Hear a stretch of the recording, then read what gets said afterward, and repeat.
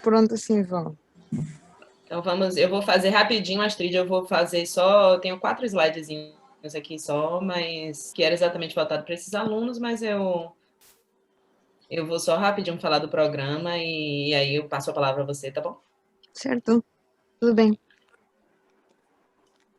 Bom, então, bom dia de novo a todos. Queria agradecer a presença de vocês aqui e dar as boas-vindas a essa roda de conversa, né, para a gente conversar mais um pouquinho com os nossos alunos premiados da iniciação científica, falar um pouquinho do nosso programa. Só rapidamente, eu preparei aqui uma apresentaçãozinha. Deixa eu colocar aqui.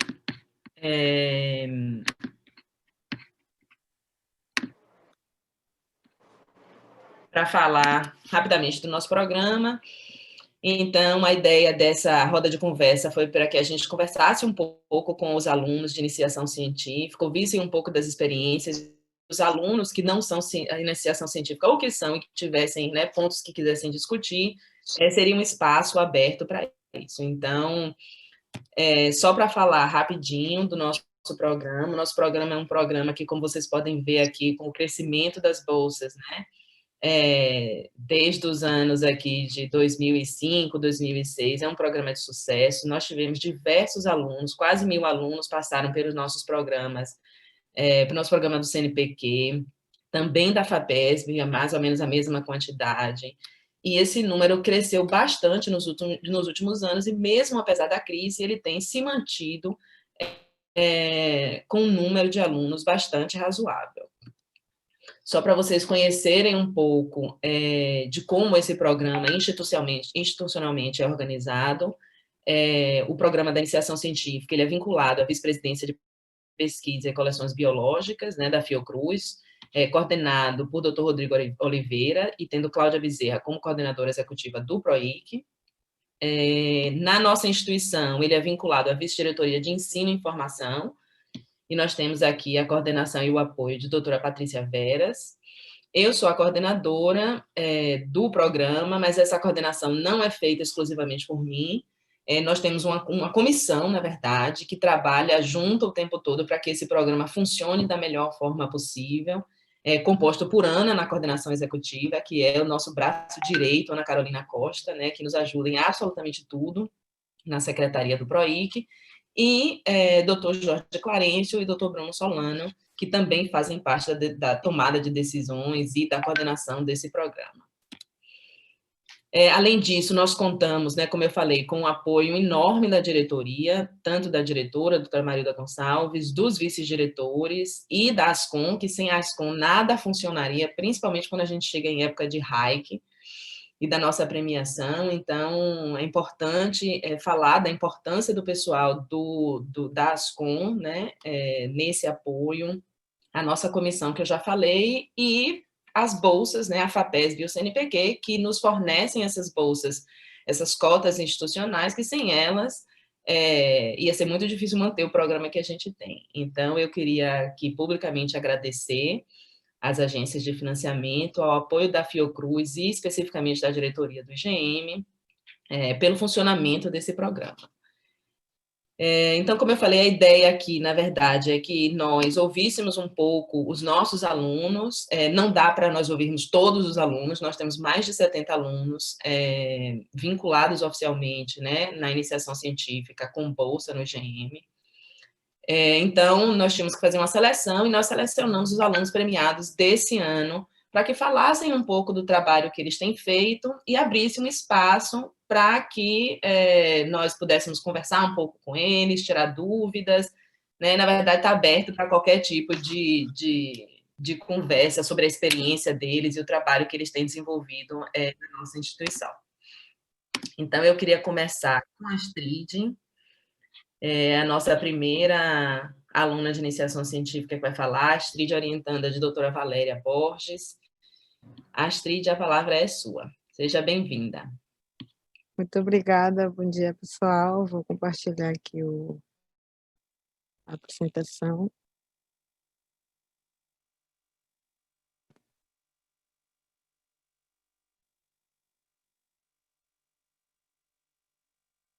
Opa, desculpa.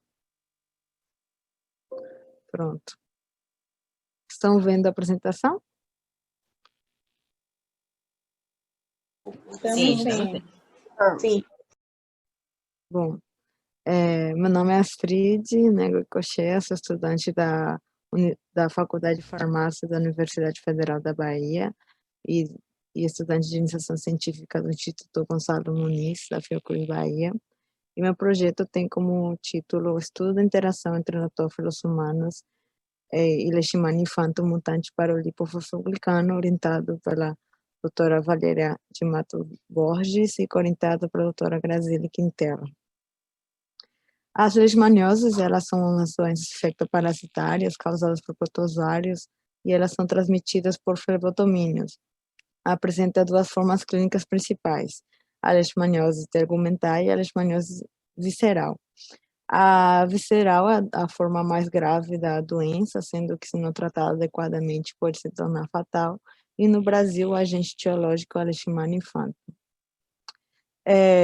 Clinicamente, a leishmaniose visceral é uma patologia generalizada e crônica, que acomete órgãos como o baço, fígado, medula óssea, e pode apresentar os sintomas de inflamação sistêmica, esplenomegalia, hepatomegalia, e manifestações hematológicas como anemia e neutropenia. Os neutrófilos são as células fagocitárias do sistema imune inato. Elas apresentam uma vida curta de 8 a 12 horas aproximadamente na circulação sanguínea, e eles têm mecanismos microbicidas muito importantes e muito estudados. Entre eles, temos a liberação de enzimas neutrofílicas. Essas enzimas neutrofílicas se encontram armazenadas em grânulos. Temos, por exemplo, grânulos primários, grânulos secundários, grânulos terciários. Nos grânulos primários, destacamos a mieloperoxidase e a elastase neutrofílica. Nos grânulos secundários, a metaloproteinase 8 e nos grânulos terciários, a metaloproteinase 9. Ele também apresenta outro mecanismo microbicida muito estudado também e muito importante também, que é a produção de espécie reativa de oxigênio, que acontece quando o complexo multienzimático da NADP-oxidase é ativada, desencadeando mecanismos que resultam na produção de espécie reativa de oxigênio. Sendo assim, diversos mecanismos são capazes de produzir essa ativação do neutrófilo. Porém, também existem moléculas associadas a esses micro-organismos que são chamadas como fatores de virulências, que podem desencadear também a ativação desse neutrófilo. Dentre elas, na Leishmania infantum, na Leishmania, temos a molécula de lipofosfoglicano.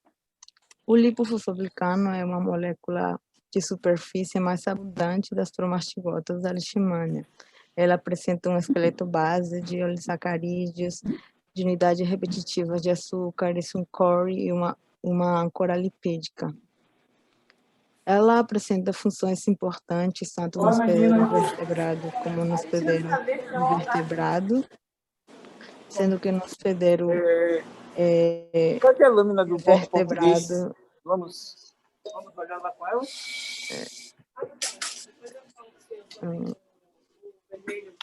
Tem alguém com o microfone aberto.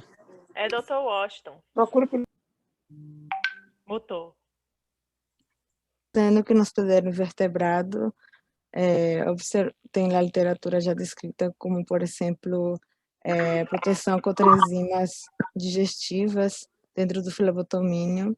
E no hospedeiro vertebrado, o LPG modula principalmente a resposta inflamatória, que favorece a infecção da leishmania no macrófago. Nosso grupo, ele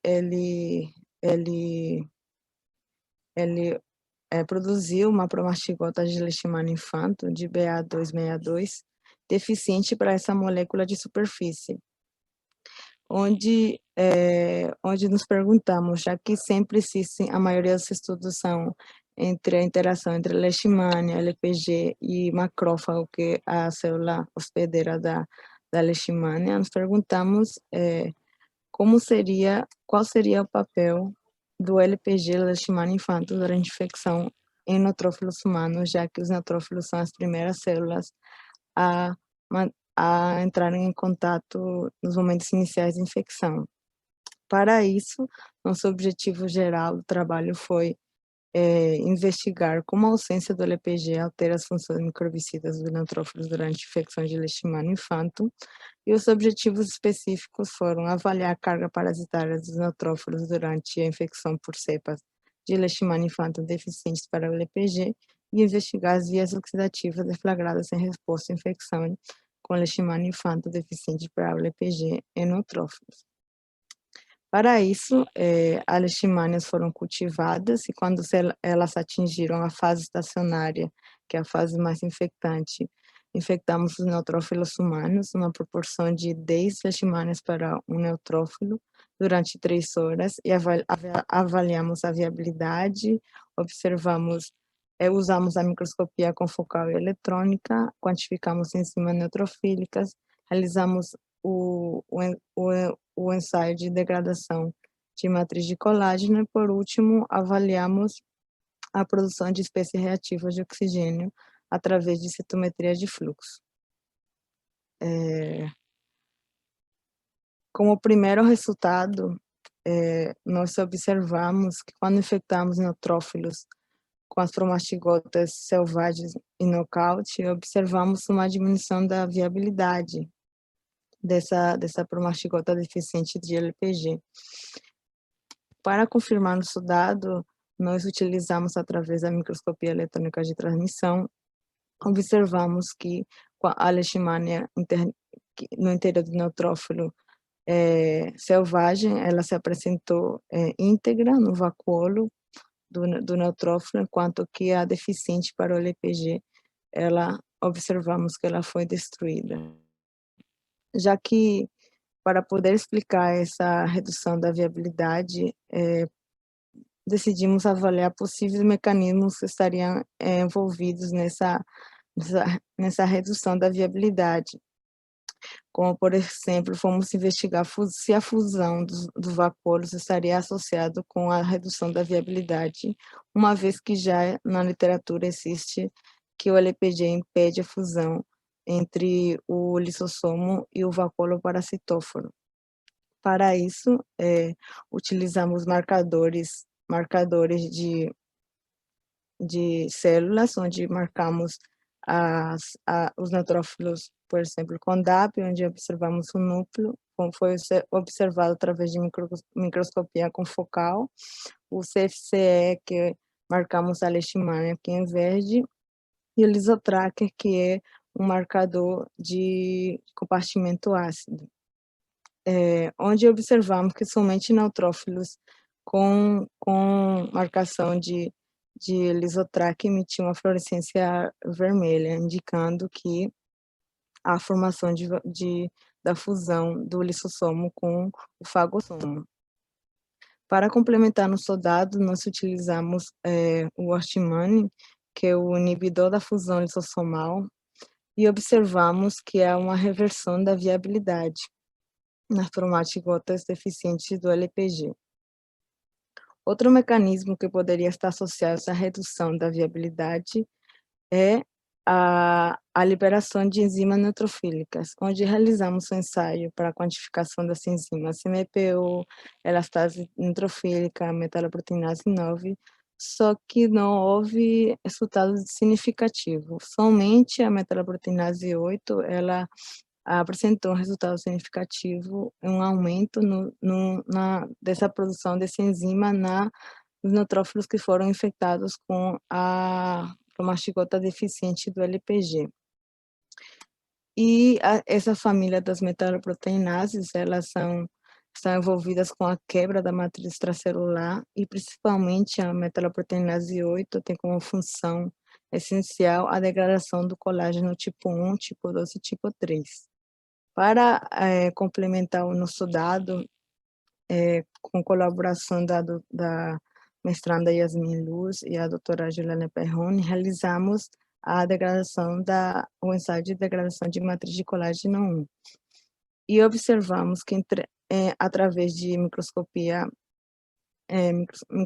invertido de fluorescência, Em 3 doadores distintos, como já esperado, observamos que há um aumento da área de degradação no grupo de neutrófilos infectados por promastigotas deficientes do LPG, corroborando o nosso dado do aumento da MMP8, já que ela está associada com a degradação de colágeno também do tipo 1. E, por último, avaliamos também outro mecanismo microbicida que estaria associado com essa diminuição da viabilidade, que seria a espécie reativa de oxigênio, onde observamos que quando os neutrófilos infectados tanto com a leishmania selvagem como a leishmania deficiente para o LPG, houve um aumento da produção de espécie reativa de oxigênio. E quando inibimos essa via, com a droga apocinina, que é uma droga que atua indiretamente inibindo o complexo enzimático na adiperoxidase, observamos que há uma reversão da viabilidade dessas promastigotas deficientes para o LPG. Resumindo os dados, observamos que a ausência do LPG reduz a viabilidade da leishmania no interior do neutrófilo e, devido à fusão do lisossomo ao fagossomo, com a produção de enzimas ácidas, como a metaloproteinase 8, e a produção de espécie reativa de oxigênio. Dessa maneira, nossos dados sugerem que o LPG representa uma molécula essencial para a permanência do parasito dentro do neutrófilo, de forma de atenuar os mecanismos microbicidas dos neutrófilos nos momentos iniciais de infecção. Eu queria agradecer à equipe que contribuiu com o desenvolvimento do projeto, minha orientadora, a doutora Valéria, a minha coorientadora Grazi, minha colega de laboratório, Vanessa Mansur, a doutora Albert, também, doutora Sayonara, pela ajuda na citometria de fluxo, doutora Bia, com a ajuda da microscopia confocal, e o restante que também contribuiu com a realização do trabalho. Obrigada.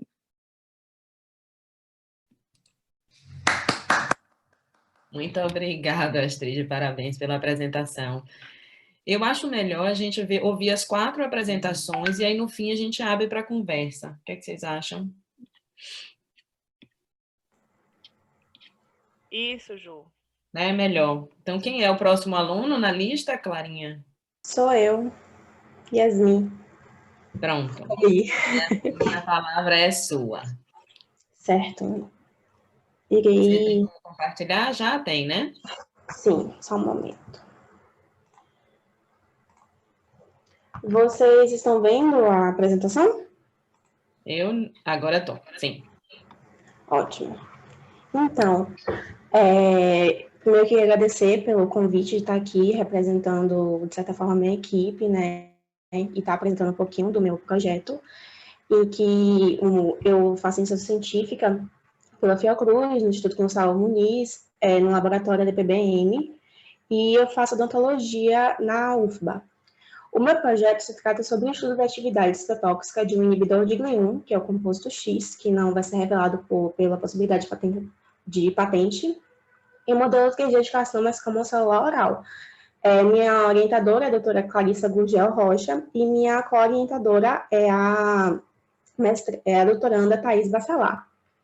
Então, aqui eu trouxe um pouquinho sobre como é que é a minha equipe, toda a equipe, né, que nada estaria sendo possível sem eles, e gostaria muito também de agradecer a eles por tudo.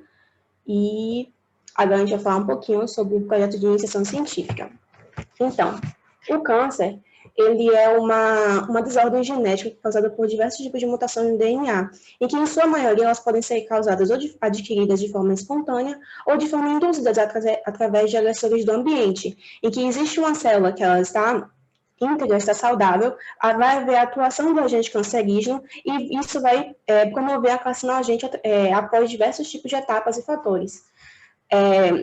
em que essas doenças elas são hereditárias, ou seja, elas são passadas pelas células filhas durante a divisão celular, sendo que o acúmulo dessas mutações vai ser responsável futuramente pela formação de diversos tipos de características do câncer, que são as chamadas marcas clássicas do câncer, como a viabilidade celular, capacidade de proliferação, o reparo ao dano do DNA e também a evasão do sistema imune.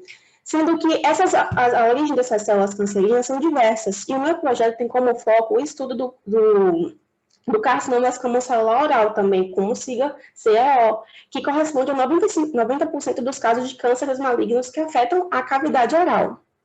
Então, aqui eu trouxe uma breve tabela que mostra a distribuição proporcional dos tipos de câncer mais incidentes estimados para 2020 por sexo, sendo que nos homens essa taxa corresponde a cerca de 5% do total de casos de câncer que ocorre, correspondendo a cerca de mais de 11 mil casos, enquanto nas mulheres esse valor chega a cerca de 2%, correspondendo a mais de 4 mil casos. E no Brasil se estima cerca de mais de 15 mil novos casos de câncer de boca. E câncer de boca no Brasil, sendo que a sobrevida global corresponde a 45% em 5 anos. E a sobrevida ela vai justamente atuar indicando essa porcentagem de pacientes que, dentro de um certo estudo, que vai dar essa porcentagem de pacientes que irá sobreviver após um certo período de tempo. Porém, o diagnóstico precoce ele é essencial para a abordagem da doença, tendo em vista que quanto mais cedo for feito esse diagnóstico, melhores são as possibilidades de tratamento, melhores são as abordagens que podem ser feitas. Sendo que ainda existe uma correlação de fatores de risco, em que, com diversos hábitos que o paciente pode ter. Normalmente, aqueles pacientes que utilizam tabaco e o álcool têm uma maior predisposição a desenvolver o câncer de boca, e, obviamente, existe ainda o fator genético, já que a pessoa pode ter naturalmente em seu DNA uma predisposição a desenvolver o câncer de boca. E o tratamento do carcinoma escamocelular, que é uma variação do câncer de boca, existem alguns tipos de abordagem que podem ser feitas, sendo que essas abordagens deixam muito a desejar, tendo em vista que elas não são... Tendo em vista que o carcinoma escamocelular é um câncer extremamente agressivo e invasivo, ele deixa muito a desejar. E dentre as principais intervenções que ocorrem é a intervenção cirúrgica. Porém, essa acaba comprometendo muito a qualidade de vida do paciente, já que muitas vezes acaba sendo muito mutilador. O tratamento radioterápico também pode ser utilizado concomitantemente à intervenção cirúrgica, mas também causa diversos tipos de danos para o paciente. Sendo que a quimioterapia combinada, existe somente um tipo de tratamento, um tipo de quimioterapia combinada que é utilizada para o tratamento do câncer de boca, sendo que o tratamento radioterápico e quimioterápico estão muito associados a casos mais avançados da doença. E tendo em vista o quão limitado é esse tratamento atualmente, a nossa equipe de biopatologia desde 2010 tem como foco o estudo da via de sinalização Hedgehog. É um estudo em que, através do estudo, nós estamos vendo a possibilidade de talvez uma possível nova abordagem de tratamento para o câncer de boca. Mas o que é uma via de sinalização? Uma via de sinalização é basicamente uma cascata de transmissão de dados que ocorre entre as células. Durante o processo de desenvolvimento embrionário, essas vias elas são cruciais para o desenvolvimento ideal dos embriões. E em outras situações, pode ocorrer a reativação dessas vias no câncer, que irá contribuir para diversas situações, em que as sinalizações elas podem ocorrer de diversas formas, através da forma parácrina, autócrina, endócrina e endócrina. Então, a reativação da via de sinalização Hedgehog, que é o foco do nosso estudo, ela vai contribuir, principalmente quando ela é reativada no câncer, ela vai contribuir para a iniciação tumoral, a biologia do tumor, a manutenção daquelas populações de células tronco-tumorais e vai contribuir também para a resistência a fármacos. Mas em que consiste a via de sinalização Hedgehog?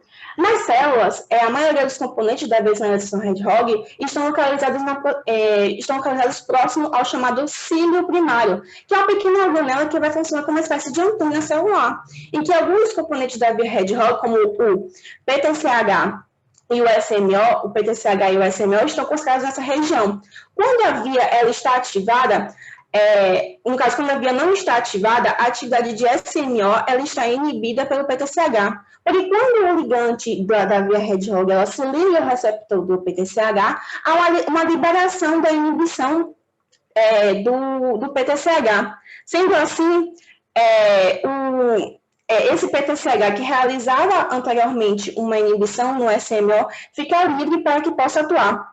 E quando esse SMO está ativo, irá ocorrer um desencadeamento de diversas cascatas intracelulares que irão culminar na ativação de diversos fatores de transcrição, que é o foco do nosso artigo, que é a atuação no fator de transcrição GLI1, em que esse GLI1 ele vai ser posteriormente sequestrado pelo SUFU e que irá atuar na transcrição de diversos genes associados à via Hedgehog no núcleo.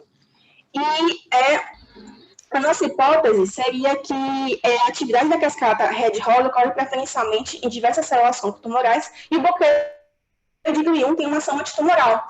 Porém, a atuação terapêutica do Hedgehog ela pode ocorrer de duas formas. Ela pode ocorrer na chamada upstream ou downstream. O que significa isso? Na upstream, a abordagem terapêutica ela vai atuar na inibição, entre aspas, dos fatores iniciais da via Hedgehog, vai atuar no SMO, por exemplo. E já existem diversos tipos de abordagem terapêutica que fazem esse tipo de abordagem realmente atuam inibindo o SMO. Porém, em alguns casos, há um desenvolvimento de diversos tipos de resistência. E assim, vem essa necessidade de se procurar outras formas de conseguir atuar nessa inibição da ativação da via Hedgehog, para conseguir uma abordagem terapêutica melhor. Daí vem a abordagem da regulação da via downstream, em que, ao invés de nós realizarmos a atuação nos fatores iniciais, nós iremos atuar no GLI1. Então, é uma estratégia muito promissora e complementar àquela já existente que atua no SMO. Lembrando ainda que, as células de células oncotumorais, elas estão divididas em diversos tipos de características do tumor, que incluem iniciação tumoral, heterogeneidade, resistência terapêutica, recorrência, metástase, e a combinação dessas terapias poderia ser realmente muito promissora. Então, os nossos objetivos foram avaliar os efeitos citotóxicos do composto X em modelo 3D no carcinoma escamocelular oral e avaliar os efeitos do composto X no padrão de morte e viabilidade celular em modelo 3D do carcinoma escamocelular oral. O composto GLI1, que atua como um anti-GLI1, ele vai justamente atuar nas chamadas marcas clássicas do câncer, ou seja, ele vai atuar na inibição da apoptose, que é muito frequente no tumor, na inibição da autofagia, vai atuar no processo de migração, que pode contribuir para a metástase, vai atuar na diminuição do reparo do DNA nas células tumorais, ele também vai atuar nas células tronco tumorais, vai atuar na resposta inflamatória e vai atuar também na progressão do ciclo celular. Como resultados, nós realizamos a padronização do ensaio de colônias e também a padronização do ensaio de esteroides, tendo em vista que existem diversas formas de você realizar o cultivo celular, em que a mais clássica delas é aquela em que é feita a realização em cultivo 2D. Porém, a realização do cultivo em 2D apresenta muitos limites, e isso é comprovado em diversos tipos de artigos, tendo em vista que não é possível que ocorra uma interação célula a célula de forma adequada, uma produção ideal do meio extracelular, para que ocorra toda essa conexão entre as células junto com o meio extracelular de forma adequada. E no meu projeto, a utilização de modelos 3D, em que eles tentam ao máximo se aproximar realmente de como a situação ocorre como a situação realmente ocorre no in vivo. Obviamente, os modelos não são perfeitos e apresentam limitações, porém, isso é muito promissores e apresentam resultados muito mais ricos do que aqueles que são observados em modelo 2D. Então, nós realizamos a padronização do ensaio de colônias para que assim nós encontrássemos a condição ideal para o cultivo das nossas células e posterior atuação de experimentos, em que essa padronização permitiu escolher a condição que melhor favoreceu a agregação celular em suspensão das linhagens das células utilizadas, em que as linhagens utilizadas de célula foram HSC3 e Cal27, e nós também realizamos a padronização do ensaio de esteroides, em que nesse nós realizamos essa padronização em que esse ensaio trata em que as células elas são levitadas através de beads magnéticos. em que, através dessa padronização, foi possível perceber que as concentrações testadas elas foram excelentes para a formação dos esferoides nas células HSC3, só que é necessário um período maior de acompanhamento do experimento, de cerca de 20 a 30 dias a mais, para a obtenção de esferoides maiores e que vão possibilitar uma melhor análise, e também analisar o diferente comportamento da formação de esferoides nas diferentes linhagens. Como conclusões e perspectivas futuras, os ensaios 3D de células do carcinoma escamoso celular oral foram padronizados de forma satisfatória e estão sendo utilizados para etapas de andamento e de avaliação da citotoxicidade, morte e viabilidade celular do nosso composto X. E ao retomar as atividades programadas, e também temos conclusões como perspectivas futuras, retomar as atividades programadas de avaliação da toxicidade, avaliação de morte e viabilidade celular do composto X em modelo 3D, com células tumorais HSC3, seguindo os dados adquiridos com as padronizações realizadas e performar testes quinzenais para a detecção de micoplasma. Aqui foram as referências utilizadas. E eu trouxe também um pouco como é que é o nosso ambiente laboratorial, para realmente, como me foi dito que também teria ICs iniciais, júnior e também estudantes de ensino médio, achei super interessante trazer um pouquinho de como é que é realmente, se aproximar um pouquinho mais de como é que é a nossa rotina. Então, essa aqui é a entrada do nosso laboratório LPBM, com uma foto aqui da nossa bancada, com a câmara de fluxo, que dessa aqui não é a câmara de fluxo que nós utilizamos, mas outras equipes utilizam, com os descartes apropriados. Aqui é uma visão um pouquinho mais ampla de como é que é o nosso ambiente de trabalho. E esse aqui é a entrada da sala, onde nós realizamos a cultura das células.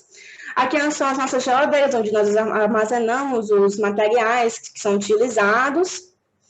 Aqui é o nosso ambiente daquela sala, em que aqui estão as estufas, a câmara de fluxo, onde nós realizamos a manipulação das células, que é feito em um ambiente bastante controlado, com toda uma paramentação, já que essas células não podem, caso haja algum tipo de contaminação nessas células, é necessário toda uma abordagem para tentar reverter. Então, é muito importante que tudo seja feito de forma muito minuciosa e muito cuidadosa.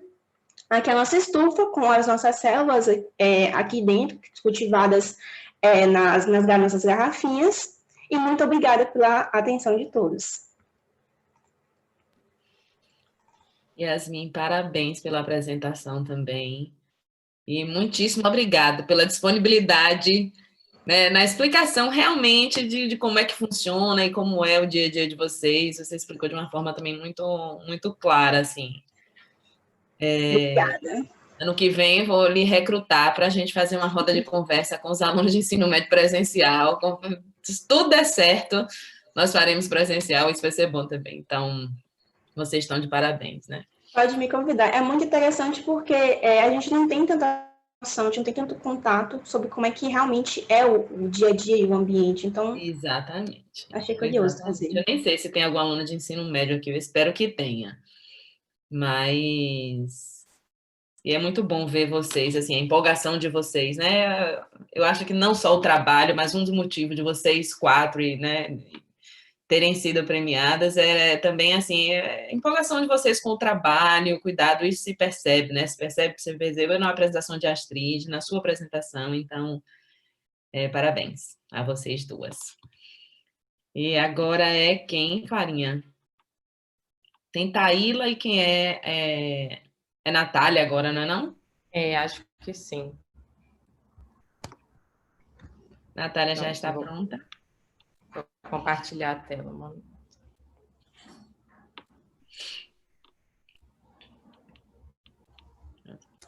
Natália, eu já gostei do vídeo. Seu vídeo estava ótimo, viu, Natália? Eu vi depois. Foi. Aquele vídeo que você tinha feito, eu achei Sim, também. Foram muitas tentativas até o final. É bom porque o tipo de trabalho que você faz é importante, aquele tipo de... Essa parte tecnológica, feita naquele né? formato que você fez. Ficou muito legal. Bacana. Então, a palavra é sua. Todo mundo está conseguindo ver a tela? Sim, sim. Pronto.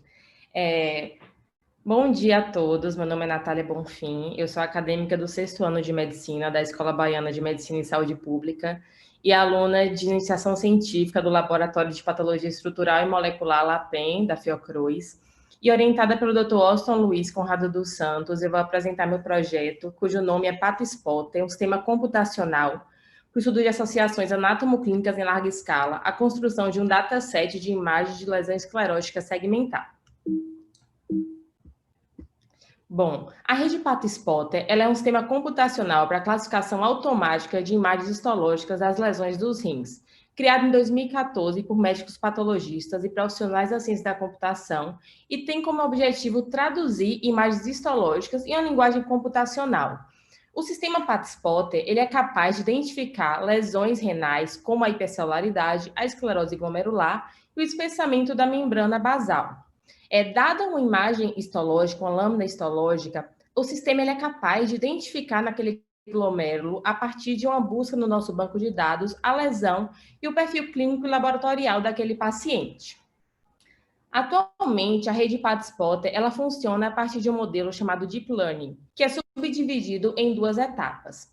A primeira etapa é o modelo de classificação, que consiste na análise de glomérulos das lâminas escaneadas não rotuladas pelos patologistas, que fazem anotações diagnósticas de acordo com 4 classes: a nefropatia membranosa, a glomerulosclerose, a hipercelularidade e um glomérulo normal.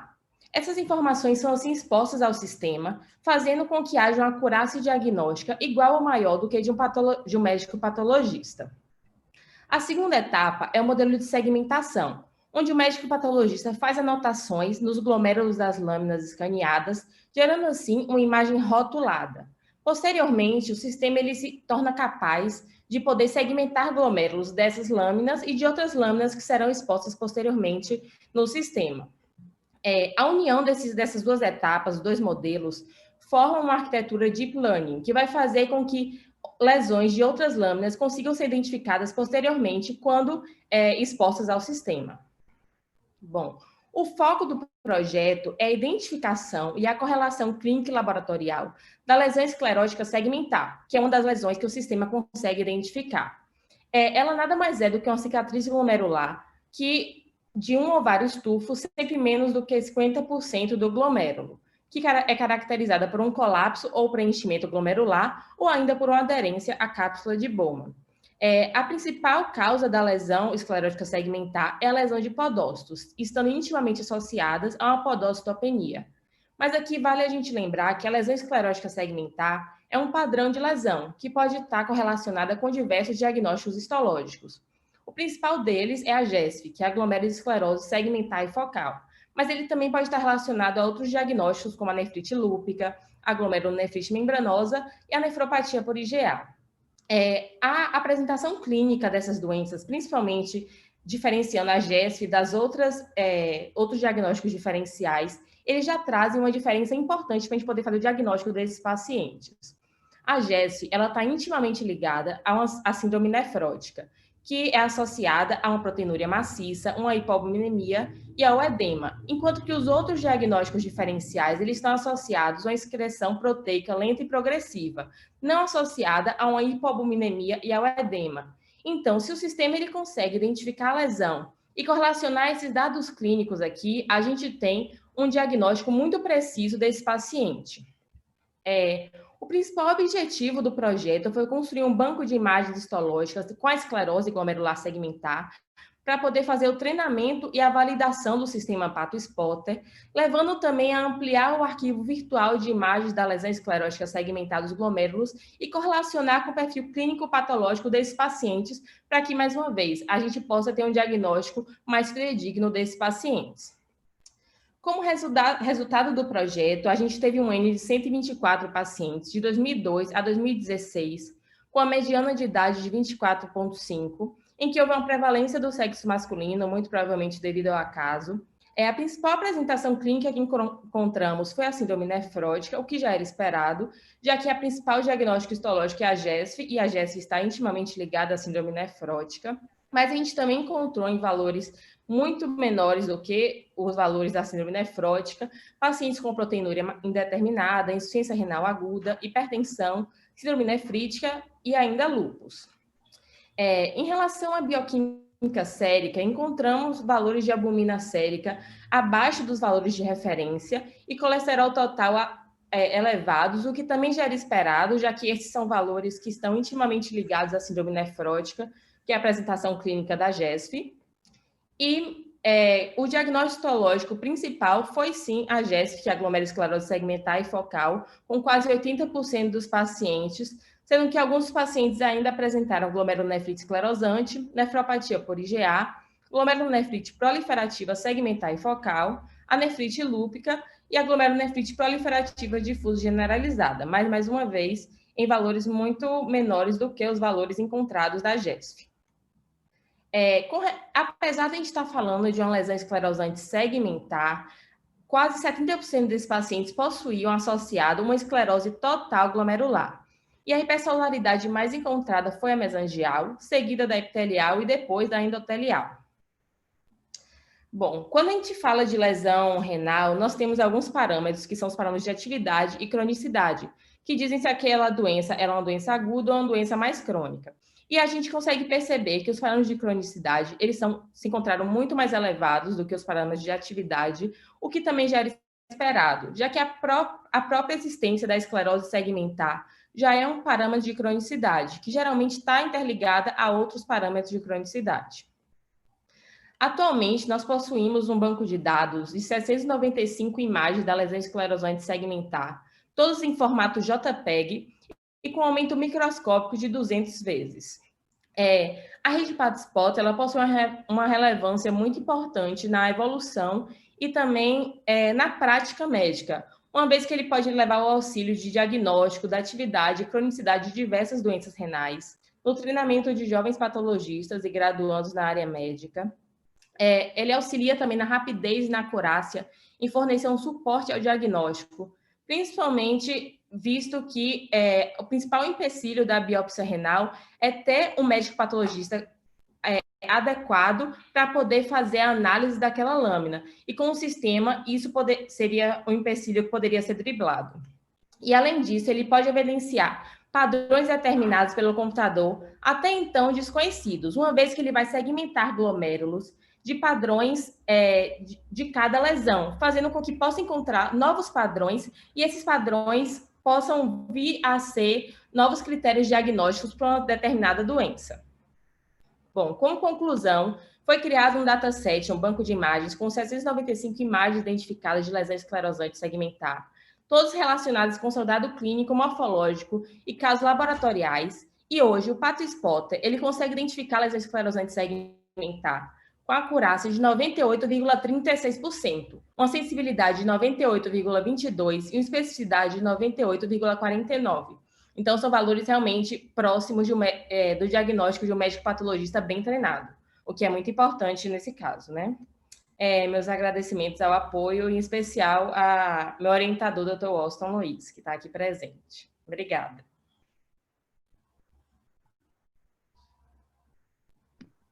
Parabéns, Natália. Esse projeto de vocês é realmente fantástico. Assim, eu já ouvi o Washington falar um pouco sobre ele. Vou aproveitar para fazer a divulgação.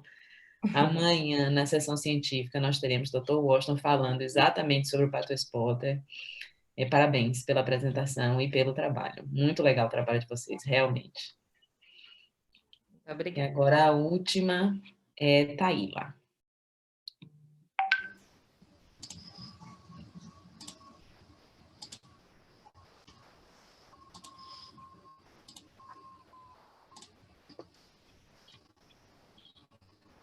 Vocês estão conseguindo visualizar já?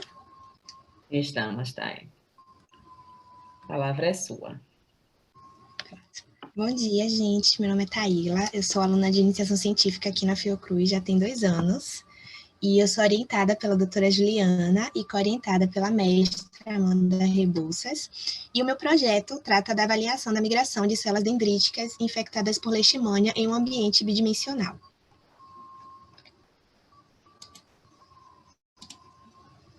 Acho que não abro mão da apresentação. Agora sim. Bom, trazendo um pouquinho o panorama, né, da epidemiologia da leishmaniose, a leishmaniose é considerada pela Organização Mundial da Saúde como uma das doenças mais negligenciadas do mundo E segundo o Ministério da Saúde, o Brasil, no total, ele representa 90% de todos os casos de leishmaniose encontrados na América Latina. Eu trouxe para vocês duas imagens dos dados epidemiológicos de 2019. O primeiro mapa referente ao número de casos de leishmaniose tegumentar, e a gente percebe um destaque aqui para a região norte e também para a região nordeste, e, respectivamente, do mesmo ano, mas no número de casos de leishmaniose visceral, a gente tem um destaque aqui, principalmente para a região nordeste. Bom, abordando mais um pouquinho, né, sobre a doença em si, a leishmaniose ela possui duas formas clínicas clássicas, que é a leishmaniose tegumentar e a forma visceral da doença. Dentro da leishmaniose tegumentar, a gente ainda pode encontrar 3 subdivisões. A leishmaniose cutânea localizada, que é a forma mais clássica, que é caracterizada por essas úlceras com a borda elevada e o fundo mais baixo. Aqui no Brasil, ela é causada principalmente pela Leishmania brasiliensis. Normalmente é formada uma úlcera única. Em casos mais raros, de múltiplas lesões, é a de forma denominada leishmaniose cutânea disseminada. A gente tem também a leishmaniose cutânea difusa, que, diferente da primeira, não é caracterizada por essas úlceras, mas por manchas que recobrem toda a extensão da área acometida. Aqui no Brasil, ela é associada principalmente à Leishmania amazonensis. E, por fim, a leishmaniose mucosa, que é marcada principalmente pelo acometimento das vias aéreas superiores, principalmente região do nariz, boca, mas não restrita somente a esses locais. E no Brasil é causada principalmente pela Leishmania brasiliensis. E a outra forma clínica, lá em cima, né, a leishmaniose visceral, que tem um aspecto clínico muito variável, desde pacientes assintomáticos até a forma mais grave e clássica da doença, que é a forma com a hepatoesplenomegalia. E no Brasil, está principalmente ligada à infecção pela Leishmania chagas e Leishmania infanto.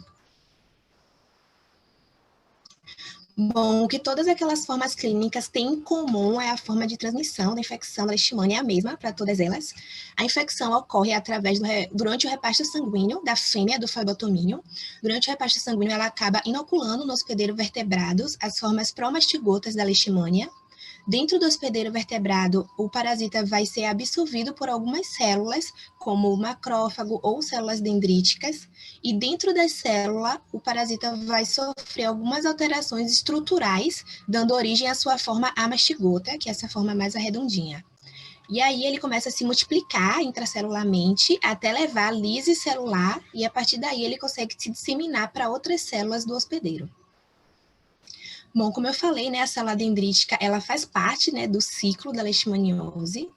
Ela é tida primeiramente como uma célula imatura, até que ela tenha um contato com o antígeno. A partir daí, ela torna-se uma célula madura, que vai migrar através dos vasos linfáticos aferentes, até chegar ao nódulo linfático, onde ela vai fazer a apresentação desse antígeno e desencadear toda a resposta imunológica.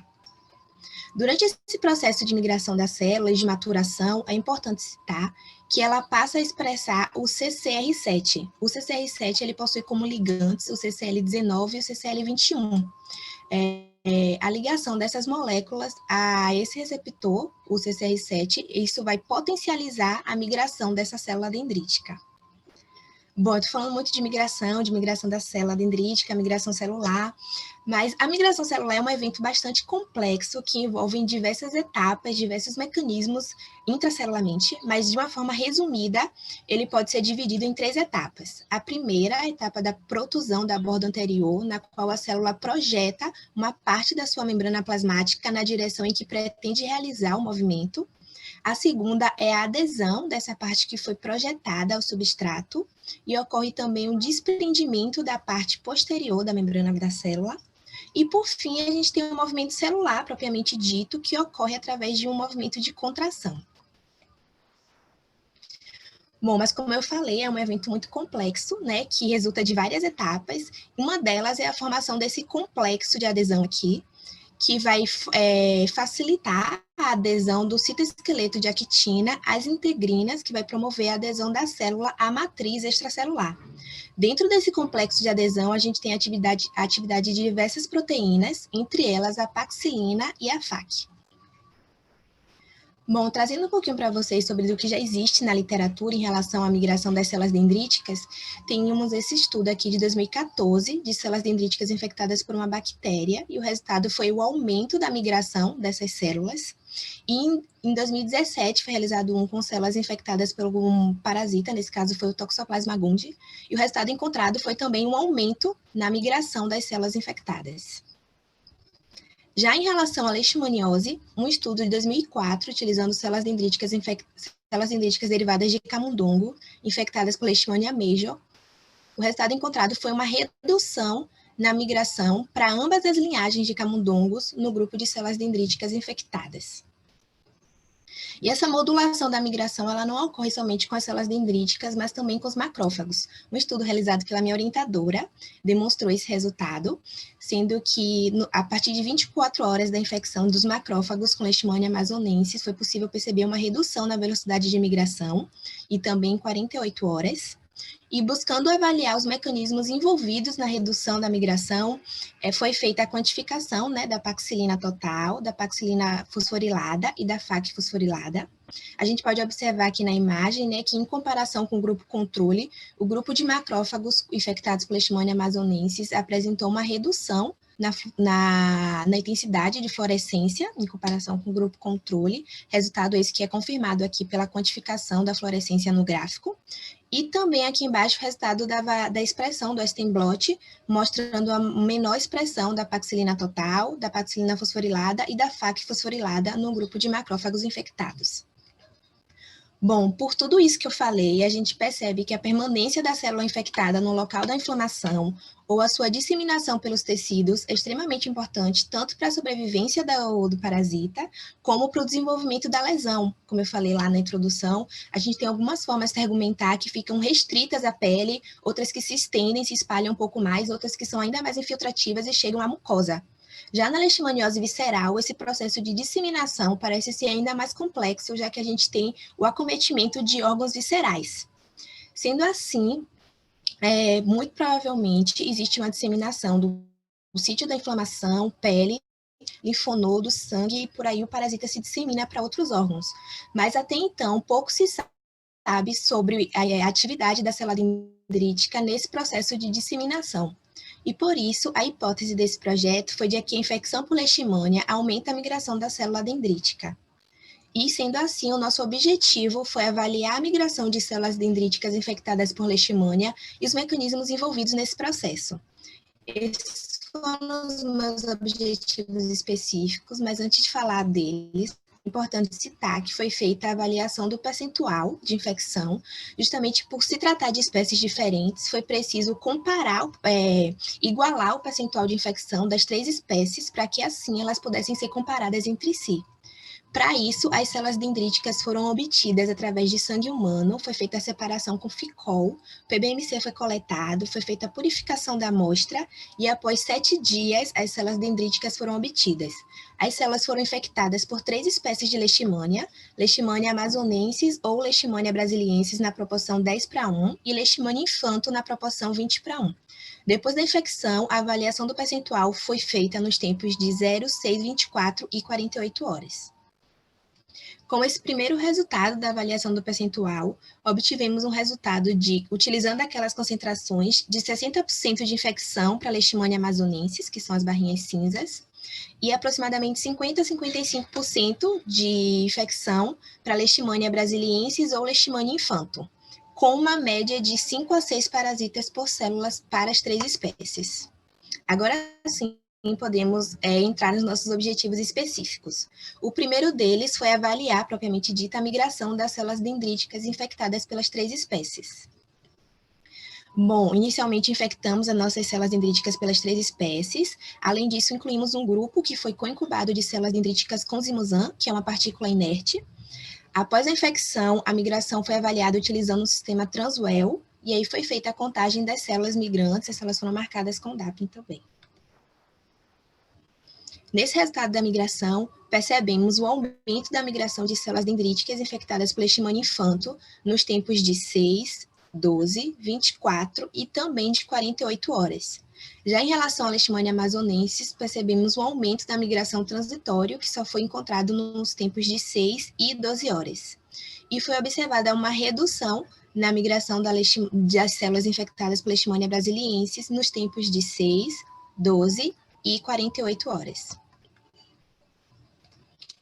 O segundo e terceiro objetivos, eu vou falar deles juntos, porque eles possuem a mesma metodologia. O segundo objetivo foi avaliar a formação do complexo de adesão e também da polimerização dos filamentos de actina.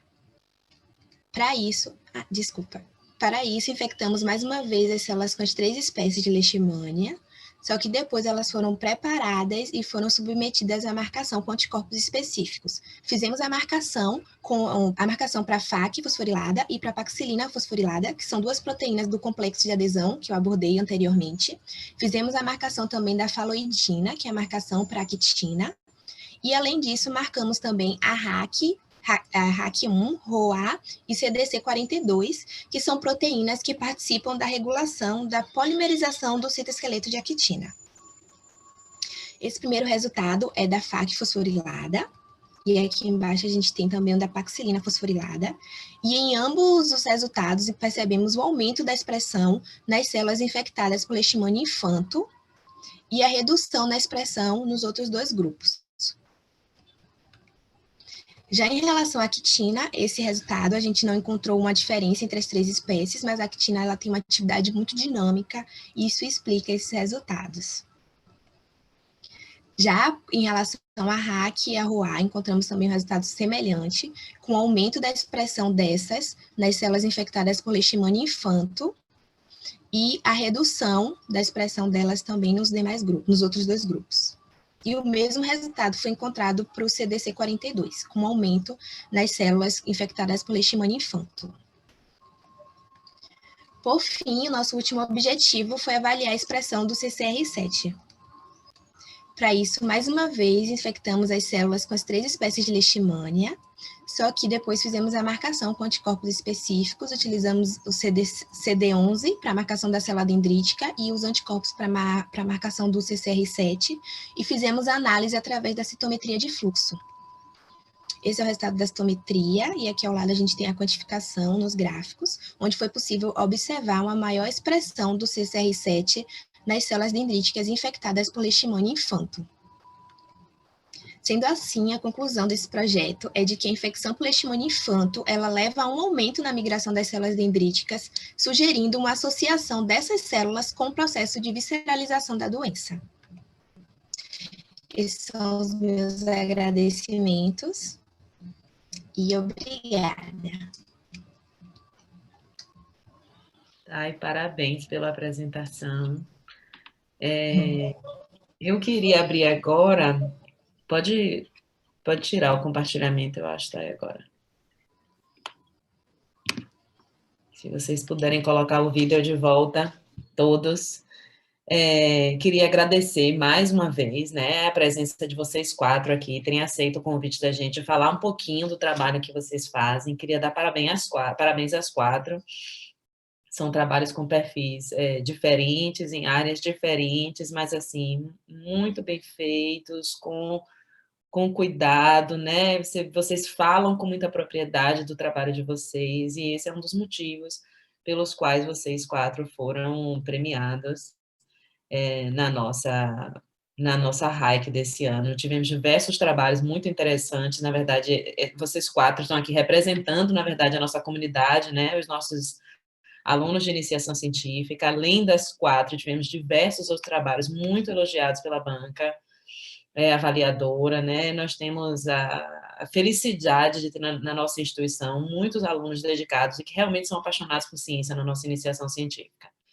Então, eu queria agradecer a vocês e a todos os outros, que não podem estar todos aqui, mas pela dedicação de vocês e a contribuição. Queria chamar a atenção aqui ao nosso exemplo de meninas na ciência. Nós tivemos também premiados que são meninos, mas eu acho que vocês são uma boa representatividade do que é que as meninas podem fazer na ciência na nossa instituição.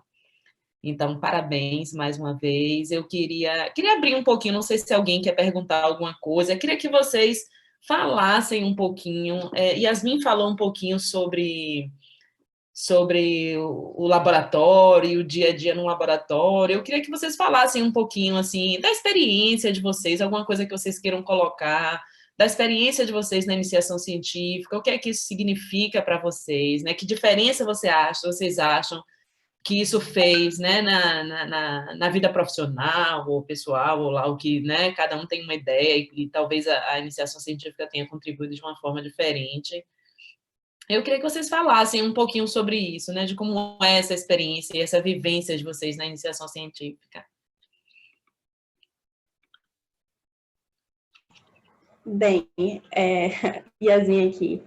Eu realmente acho que eu ter feito iniciação científica foi muito importante para mim, foi realmente uma experiência, está sendo uma experiência fantástica, eu sinto muita saudade de estar no laboratório junto com o pessoal realizando no dia a dia. E eu não esperava que fosse assim, a gente realmente é uma família, que todo mundo se ajuda, todo mundo está lá pelo outro, a gente sempre está tentando ao máximo fazer uma contribuição entre todos, para que todo mundo consiga realmente uma experiência muito, muito prazerosa e muito rica, rica para todos. E é fantástico. Só tenho a dizer que é uma experiência que eu gostaria que todos os estudantes pudessem ter contato. E é realmente uma experiência única. Eu agradeço a todos, porque eles ajudam muito a gente e é fantástico. Obrigada, Yasmin. Alguma das outras meninas quer falar mais alguma coisa? Eu, Astrid. Oi, Astrid. Para mim foi muito importante, né, tipo, porque já que eu não sou daqui do Brasil e ter essa experiência com a ciência aqui no Brasil foi muito importante nesse aspecto. Espero que tenham entendido a apresentação, que às vezes o sotaque fica forte quando apresento, mas tudo bem. Não, Astrid, não. Mas a respeito da vivência assim, laboratorial foi muito importante, pois na Fiocruz tem pesquisadores assim de alto nível. Tenho saudade das reuniões que a gente fazia, debater os dados que a gente tinha. Foi bem essencial para a minha formação acadêmica, assim, ainda né? Até eu conseguir formar e possivelmente fazer um mestrado na Fiocruz, mas é isso. E queria agradecer também aos valerianos, ao grupo no LIB, Laboratório LIB, pelo apoio sempre, tanto emocional como acadêmico, eles sempre foram acolhedores nesse aspecto. Muito obrigada. Natália e Thay, querem falar alguma coisa? Natália aqui. Infelizmente, assim, no componente curricular da graduação, né, a gente não tem quase contato nenhum com a questão científica de projeto, então eu acho que eu não me lembro qual é o curso que você faz. Medicina. Então, assim, quando eu entrei na Fiocruz, na LAPEN, eu não tinha noção nenhuma de ciência, de como fazer um projeto, e eu descobri que, assim, estar ali mudou minha visão da medicina, mudou minha visão do que eu pretendo fazer, do que eu pretendo ser, e me abriu muitas portas. Pude apresentar meu projeto já no Congresso Nacional de Patologia, então acho que é um ambiente que só faz a gente crescer mesmo, e que, assim, só fez me acrescentar muitas coisas boas, tanto profissionais como também pessoais, assim, pelo ambiente que a gente vive lá. Não só no laboratório, mas, assim, na coordenação, como as pessoas são cordiais com a gente. Eu acho que isso faz toda a diferença quando a gente está trabalhando em algum lugar. Não é só o conteúdo daquele lugar, mas também o ambiente que a gente vive, né? Então, assim, só foi uma experiência de quase 3 anos aí que só fez acrescentar muito. Obrigada, Natália. Thay? Natália falou uma coisa muito bacana aí em relação ao quanto, às vezes, o curso não prepara a gente para esse meio mais acadêmico, mais científico. Eu também faço medicina lá na Baiana, mas antes eu fazia biomed na Baiana. E mesmo a biomedicina sendo um curso que é um pouco mais voltado para pesquisa, quando você entra no laboratório, é completamente diferente. Tudo que a gente via no laboratório da faculdade é diferente, a forma de fazer, até a forma como se portar mesmo.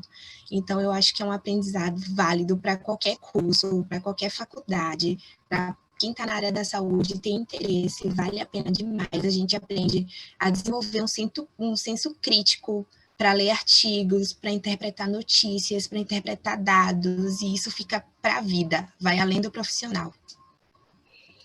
Muitíssimo obrigada, meninas. Eu acho que vocês são ótimos exemplos, que eu espero de muitos na nossa instituição. Eu não sei se mais alguém quer fazer algum tipo de manifestação, que está aqui na sala. Se querem colocar alguma coisa, perguntar alguma coisa às meninas.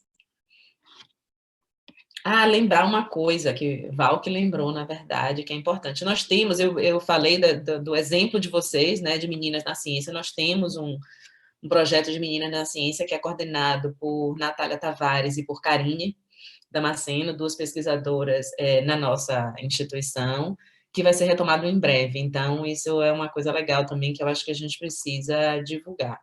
Ainda mais com os exemplos que a gente teve aqui hoje.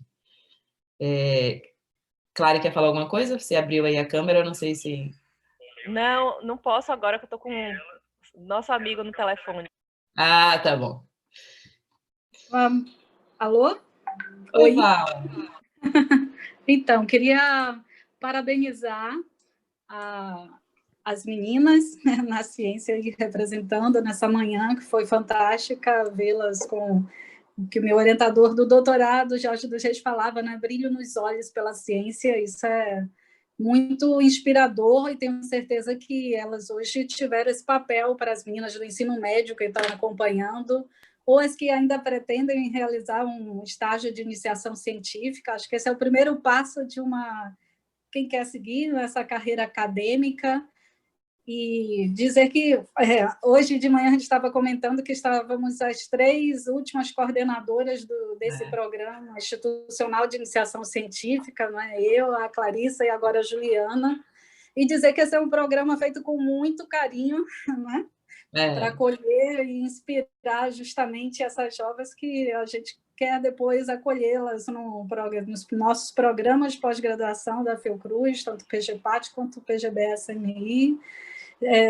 E nós ficamos muito satisfeitas, né, de ver esse retorno, de estar hoje culminando nessa apresentação dos premiados, e muito importante que elas se vejam como representatividade das meninas na ciência, que é uma dificuldade a mais para essas mulheres quando a gente vê os dados de participação nas agências de fomento e nas lideranças de instituições de ensino e pesquisa, e que elas sigam adiante, e estão todas de parabéns. Um grande abraço. E que na nossa instituição nós temos trabalhado fortemente para que isso seja diferente, né? Assim, se a gente for olhar na nossa instituição, né, isso que Val está falando, a importância realmente de vocês, jovens pesquisadoras, exercerem esse papel. Na nossa instituição, nós temos uma diretora mulher, nós temos dos 3 vice-diretores 2 mulheres, as coordenadoras dos 2 programas de pós-graduação são mulheres, e eu na coordenação da iniciação científica. Então, assim, eu acho realmente para a gente trabalhar, que a gente tem que trabalhar e trabalhar junto, e trabalhar também com os meninos, mas que nós temos um papel importante realmente, né, na ciência, na instituição, e vocês são exemplos disso. O programa é feito, como o Val estava falando, o programa é feito para vocês, né? A gente trabalha para que jovens pesquisadores sejam formados e tenham a oportunidade de conhecer o que é feito, conhecer o que é ciência. E é como o Thay falou, né? Assim, eu acho que é uma experiência que, do ponto de vista profissional, é muito bom, né? A gente tem uma experiência completamente diferente do que a gente tem na faculdade, independente do curso que vocês fazem, talvez uns cursos mais outros membros do pessoal da medicina, eu vejo muito esse comentário de Natália, né, de que é muito distante realmente da vida científica. No curso que eu fiz, por exemplo, a gente tem uma proximidade maior, eu fiz biologia, então, na Federal, é um curso que a gente é um pouco mais próximo da ciência, mas, de uma forma geral, a experiência é muito diferente quando a gente entra num laboratório da Fiocruz, por exemplo.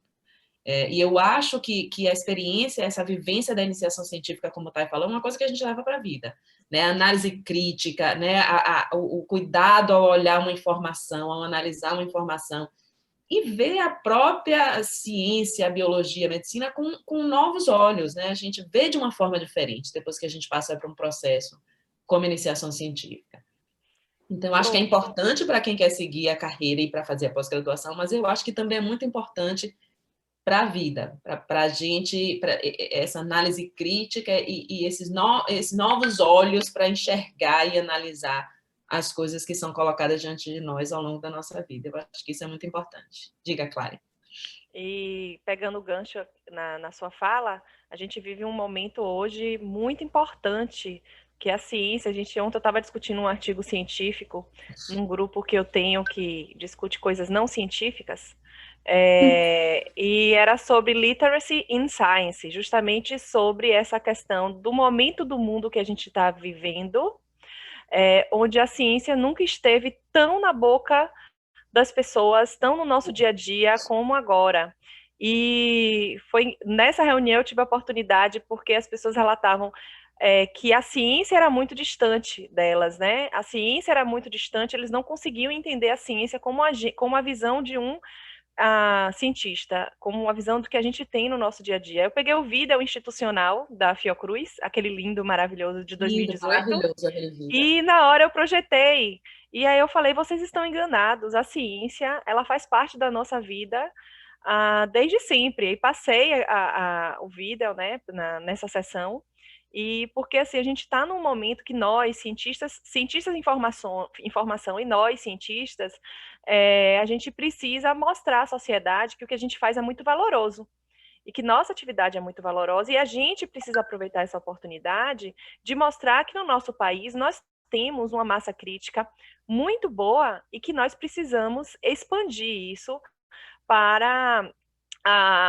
os diversos grupos, né, que a gente tem, né, meninas, negros, a gente precisa difundir, principalmente nos grupos sociais, que a gente tem menos representatividade dentro da ciência.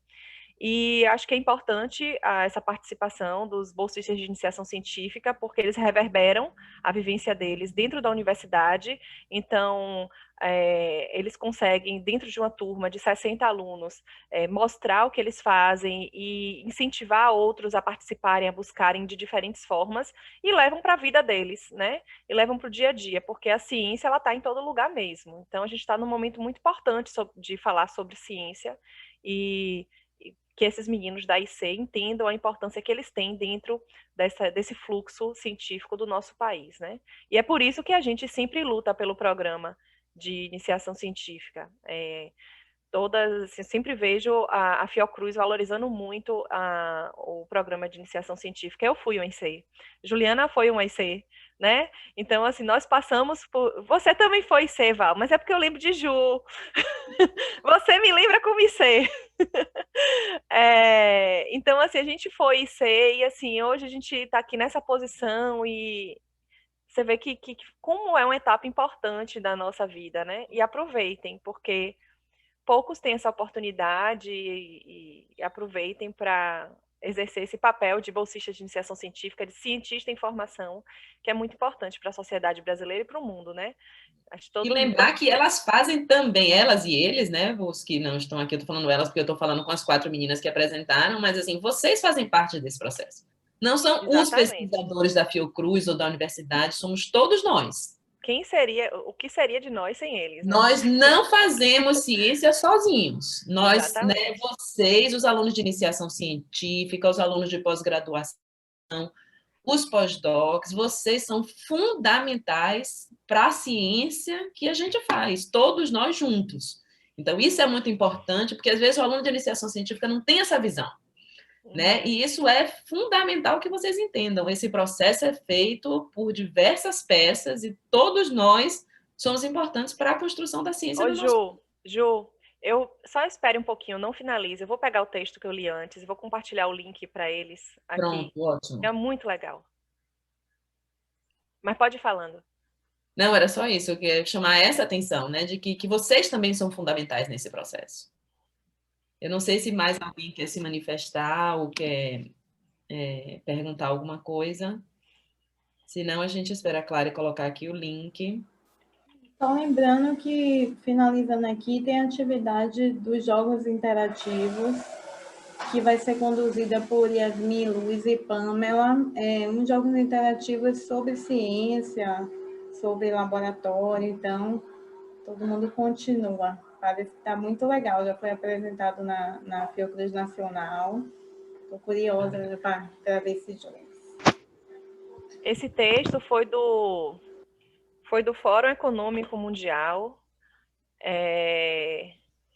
e foi muito interessante. Ele fala justamente sobre o que a pandemia tem trazido sobre o ensino da ciência, né? Que a pandemia tem resetado o ensino da ciência e criando novas perspectivas nessa questão da...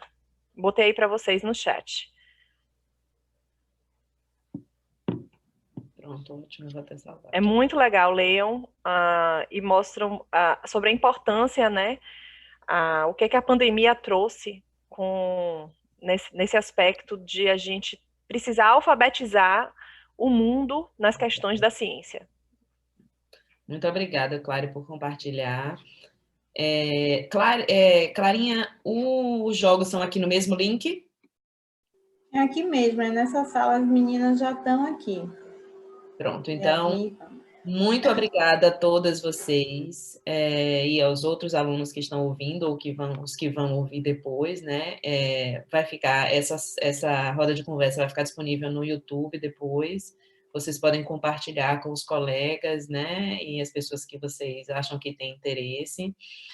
Boa sorte, continuem se dedicando e apaixonadas pela ciência e fazendo o trabalho que vocês fazem, que é realmente belíssimo. Então, muito obrigada pela apresentação, queria agradecer a vocês e aos outros alunos todos por construírem a instituição e a ciência conosco.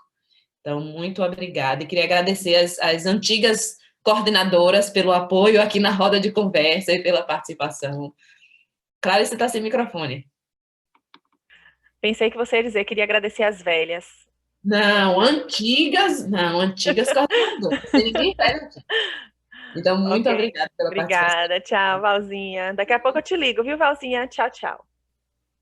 Muito obrigada. Tchau, Ju. Tchau, meninos. Tchau.